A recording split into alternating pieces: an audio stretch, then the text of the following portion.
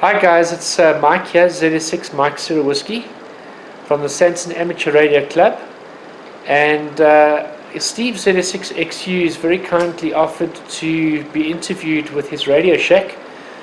There's so much to say from his perspective that by no means can he cover absolutely everything. So we just want to thank you, Steve, for coming to the party and giving us a rundown on your shack and your experiences. And I'm sure a lot of hams will be quite interested to know, the history about ham radio and where you started and where you're going and what you've all done.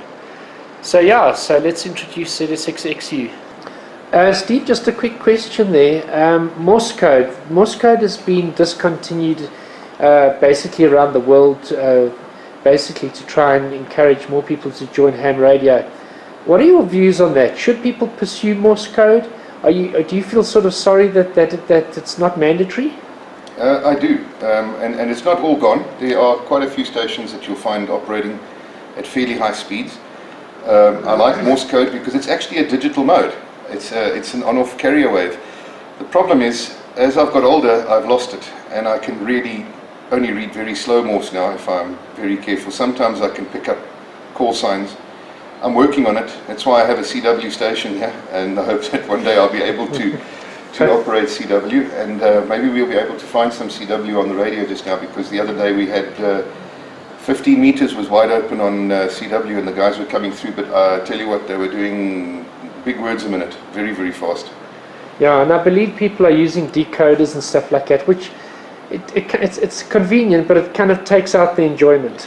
Well, I've tried to decode it, and the decoders aren't human. Unless AI comes into it one of these days, where computers are that good that they'll be able to work out the difference between the different signals that are on top of each other and the noise. And that's where the tono fails badly. It can't, unless it's got a solid CW signal, it can't read anything. It puts E's in everywhere because it hears little noise clicks. And possibly a computer like this, which is an 8-core, 16 gigs of RAM gaming machine that I bought because I knew I needed a machine to last me up to Windows 10. Possibly this would be able to do it. Maybe something even stronger nowadays would be able to do it.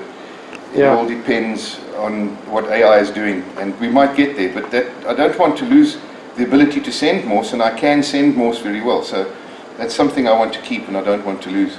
Steve, for the viewers, do you have any sort of CW keys that you've got lying around that I do actually. This is a military key which I have double-sided taped down to a piece of 3CR12 because I actually used to use this. It's a Gardilia, and it actually has this strap. And the idea is, obviously it's mounted to this piece of metal because I used to use it on my bench, and I used to use this to send Morse with my TS930. This snaps on here, and this little key then straps onto your leg. Oh, no way. And you can sit and send Morse on your leg while you're driving.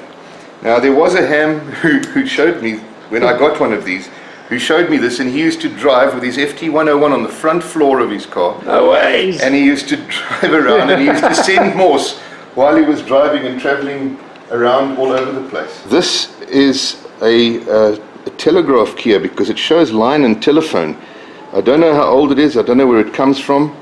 It was somehow given to me in a whole lot of stuff, possibly from a deceased estate, I don't know. Somebody gave it to me because they know that I love Morse keys. And I have another one here, which was on a very old piece of wood. I've taken it off the piece of wood because I wanted to make a new one. This is a Bendix key. This one is one that they probably would have used. Bendix did a lot of aircraft stuff, so I would say that this key was probably used in aircraft during the Second World War. This is a very fine operation key, and as you can see, it would have had one of those twisted wires coming in here that's covered in cotton. I'm pretty sure that this comes off an aircraft somewhere. It has a number on here, CTE 26003A, and it says Bendix Radio.